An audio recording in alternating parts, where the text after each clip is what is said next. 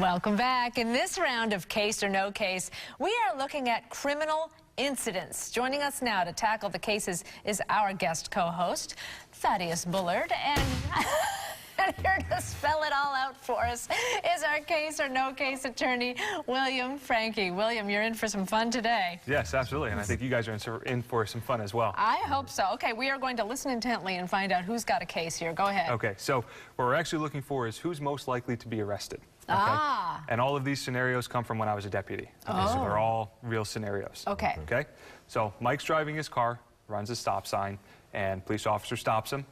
Officer gets out, asks him for his license, registration, and insurance. Okay? Officer goes back to his car, writes Mike the ticket, turns off his overhead lights, walks back to Mike, tells Mike, hey, get out of the car.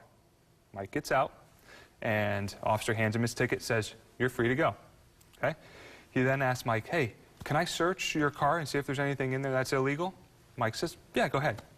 So the officer does, and he finds a bag of crack on the driver's seat. Oops. Okay?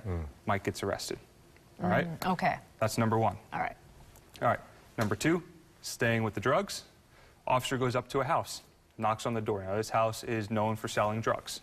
Okay? Knocks on the door, owner answers. The officer says, can I search your house? Doesn't say anything else. The owner says, yeah, sure, go ahead.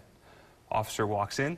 The man's girlfriend says, hey, tell him where it is. Oh, no. So the man shows the officer a closet where he's growing marijuana. Okay. Okay? He is then arrested. Oh. All right? Now for a little Friday night fun. Okay? Two guys are out in a bar. One of them spills a drink on the other one. So they start arguing back and forth, yelling at each other. Well, they say, hey, let's go fight each other in the back alley. So they do. They go out behind the bar. There's no cameras. There's no witnesses. They start yelling at each other. Okay? Johnny then punches Vinny in the face. Okay? Vinny runs away and finds a police officer and says, hey, Johnny just punched me in the face. Okay? I want to press charges. Now, luckily for Vinny, Johnny doesn't punch very hard, so it doesn't leave any marks, no bruising, no nothing else. Okay? Johnny then gets arrested. Okay? Which one of those should have actually been arrested? Oh, this is hard. You know what? I'm going to just go really quick with my first instinct and say 3.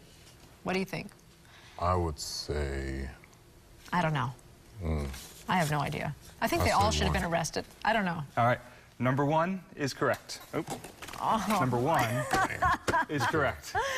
Okay, take us back to number 1 again. Good job, by the way. You just Thank you. saved Jerry there because I was up on him. Now we're even again. Okay, why So, number 1? Number 1, because consent searches are allowed. He turned his lights off. He told the man he was free to go. The man could have said no. He could have gotten in his car and drove away. Okay. Number 2, when you do what's called a knock and talk, that's what the officer had done, you have to be a little bit more specific. You have to tell them what you're looking for and why you're there. Okay. Okay.